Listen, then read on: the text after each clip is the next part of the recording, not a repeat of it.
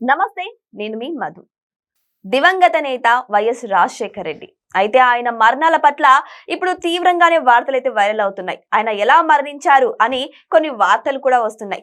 ఏదేమైనా సరే ఇప్పుడు కేఏ పాల్ కూడా వైఎస్ రాజశేఖర రెడ్డి మీద కొన్ని వార్తలు అయితే చేశారు. ఎలా మరణించారనే ఒక సస్పెన్స్ అయితే ఆయన నిజంగానే తెర మీదకి తెచ్చారనే చెప్పొచ్చు. సో మరి అసలు కేఏ పాల్ గారు ఏమన్నారు, వైఎస్ రాజశేఖర రెడ్డి మరణం ఎలా జరిగింది అనే విషయాల గురించి రోజు మనం తెలుసుకుందాం. ప్రస్తుతం మనతో పాటు ఉన్నారు సీనియర్ జర్నలిస్ట్ సిఎస్ రావు గారు. వారిని అడిగి మరిన్ని విషయాలను తెలుసుకుందాం. నమస్కారం సార్. సార్, కేఏ పాల్ గారు అన్న మాటలు అయితే విన్నారు కదా. సో వైఎస్ రాజశేఖర రెడ్డి ఎలా మరణించారు సార్? అది ఇప్పటికీ సస్పెన్సే.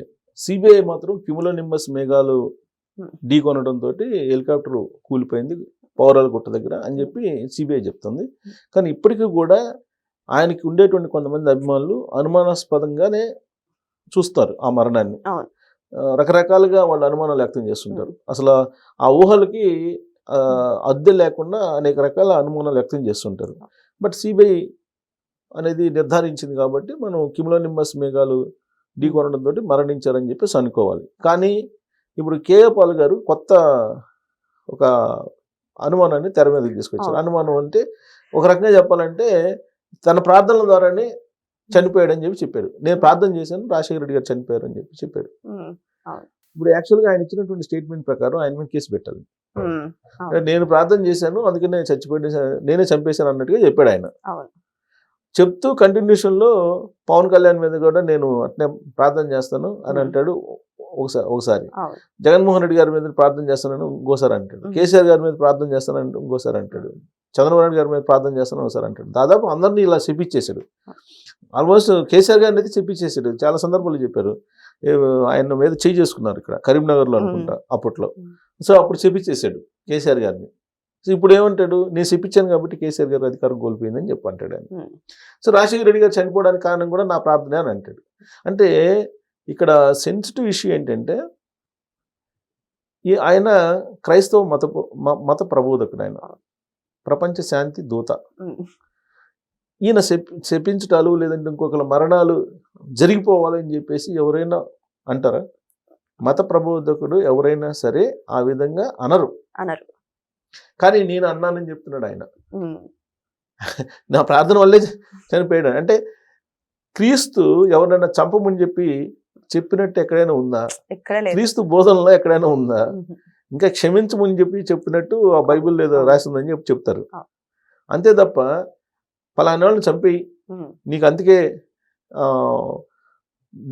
దేవుని దూతగా నీకు ఇచ్చాను నేను అని చెప్పి చెప్తాడా? ఇప్పుడు ఆయన కేఏ పాల్ గారు ఏం చెప్తారు, నేను క్రైస్తవ దూతని అంటాడు కదా, దేవుడి దూతని నేను అని చెప్పి అంటాడు ఆయన. మరి దేవుడి దూత అయినప్పుడు ఆయన ఇప్పుడు ఆయనే చంపేశానని అంటాడు. ఆయన జనరల్గా అట్లా చెప్పరు కదా. పైగా ప్రపంచ శాంతి దూత నేను ఇప్పుడే మాట్లాడాను, థర్డ్ వరల్డ్ వార్ రాబోతుంది, నేను ఆపేశాను, వెనిజులా అధ్యక్షుడిని తీసుకెళ్లి కిడ్నాప్ చేసేసి తీసుకెళ్లి జైల్లో పెట్టారు, ట్రంప్ సంగతి చూస్తాను అంటాడు. సో ఇవన్నీ చూస్తే కనుక ఆయన సోయిన్ను మాట్లాడుతున్నారా సోయి లేకుండా మాట్లాడుతున్నారా అనేది జనరల్గా అందరూ అనుకుంటారు. కానీ నేనైతే ఆయనకి ఎప్పటి నుంచో నేను తెలుసు, నాకు ఆయన తెలుసు, నేను ఆయన తెలుసు. యాక్చువల్గా నాకు 96లో ఆయన తెలుసు డైరెక్ట్గా. నేను అప్పుడు పేపర్లో పనిచేస్తున్నప్పుడు గుంటూరులో కూటములని జరుగుతాయి, ఎవ్రీ 2 yearsకో ఈ ఇయర్కో జరుగుతాయి. పెద్ద సంఖ్యలో వస్తారు. అప్పట్లోనే పెద్ద సంఖ్యలో వచ్చేవాళ్ళు. ఎందుకు వచ్చేవాళ్ళు అంటే ఈ కూటములు జరిగే చివరి రోజు ఈయన వస్తారు, పైనుంచి ఆశీర్వాదం ఇచ్చిపోతారు. ఇది హెలికాప్టర్స్ 3 వస్తాయి, 3 హెలికాప్టర్లు ఉండేవి. 3 హెలికాప్టర్లు ఈయన వస్తారు. ఈయన పైనుంచి ఇలా అంటే ఈ మొత్తం హల్లెలూయా అంటూ ఈ కొన్ని లక్షల మంది పైకి చూసి ఈయన ఆశీర్వాదం కోసం చూసేవాళ్ళు. అప్పుడు ఆయన గుంటూరులో దిగేవాళ్ళు. దిగినప్పుడు ఆయన వచ్చి ఈ క్రైస్తవ మతం పుచ్చుకున్న వాళ్ళందరూ కూడా వచ్చి ఆయన ఆశీస్సులు తీసుకొని దీవెనలు తీసుకొని వెళ్తుండేవాళ్ళు. అప్పుడు ఆయనది పీక్ స్టేజ్. ఆయన్ని అసలు క్రీస్తే వస్తున్నాడన్న ఫీలింగ్ ఉండేది అప్పట్లో. ఇవాళకి కూడా చాలా మందిలో అదే భావన ఉంది. కాకపోతే ఆయన పీస్ మిషన్ సీజ్ చేసేసారు. పీస్ మిషన్ సీజ్ చేసింది ఎవరంటే సోనియా గాంధీ గారు, రాజశేఖర రెడ్డి గారు అని చెప్పి కేఏ పాల్ గారే చాలా సందర్భాల్లో చెప్పారు. వీళ్ళే కలిసిన చేశారు, బ్రదర్ అనిల్ కోసం చేశారు అనేది ఏదో చాలా సందర్భాల్లో చాలా రకాలుగా చెప్పారు ఆయన. సరే అట్లా నిజం ఎంత అబద్ధం ఎంత అనేది మనం దాన్ని నిజంగా కూడా తీసుకోకూడదు. ఏది కేఏపాల్ గారు చెప్పింది, మనం కేఏపాల్ గారు చెప్పిందని నిజంగా తీసుకుంటే మనల్ని కూడా ఆయన జాబితాలో కట్టేస్తారు.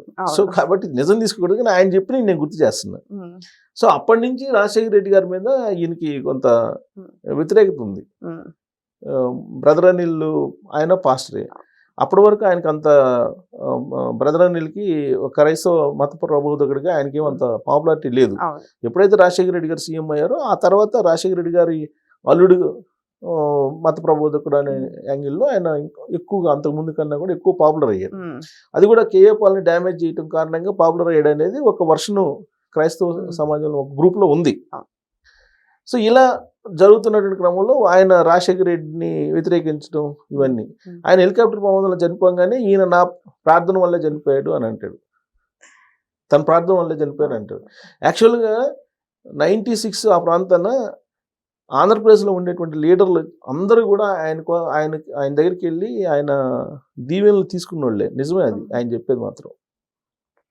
మన తెలుగు రాష్ట్రాల్లో ప్రార్థనకి అంత ప్రయారిటీ ఉందా సార్? అప్పట్లో ఉంది, అది వాస్తవం, దాంట్లో ఏమీ సందేహం అవసరం లేదు. మీకు సెంట్రల్లో ఉండేటువంటి మినిస్టర్స్ కూడా, ప్రైమ్ మినిస్టర్స్ కూడా కొంతమంది ఆయన దగ్గరకు వచ్చి దీవెనలు తీసుకున్నారు. తర్వాత ఆయన దగ్గర ఆ పీస్ మిషన్ ద్వారా లబ్ధి పొందిన వాళ్ళు కూడా ఉన్నారు. వాళ్ళ పేర్లు మనం రివీల్ చేయటం అనవసరం, కానీ ఉన్నారు ఆ స్థాయి. ఇంకోటి ఏంటంటే వరల్డ్ మొత్తం మీద హైయెస్ట్ రెమ్యునరేషన్ ఆయన స్పీచ్కి తీసుకున్నాడు. అది కూడా ఆ రికార్డు కూడా ఉంది కేఏపాల్ గారికి. ఇది వీళ్ళు ప్రసంగిస్తారు కదా, ప్రసంగాలకు పోతుంటారు కదా, ఈయన ప్రసంగానికి హాజరైనటువంటి అమెరికాలో హాజరైనటువంటి జనం రికార్డు అది. ఇంకా ఏ ప్రీస్ట్కి కూడా అంతమంది ఇప్పటి వరకు రాలేదట, వరల్డ్ రికార్డ్ అంటే అది. సో అన్ని రికార్డులు ఉన్నాయి. కాకపోతే ఆయన ఎప్పుడైతే పాలిటిక్స్లోకి వచ్చారో, పాలిటిక్స్లోకి ఎంటర్ అయ్యి పాలిటిక్స్లో రకరకాలుగా పొలిటికల్ కెమెడియన్ అని చెప్పి పేరు పడింది ఆయనకి.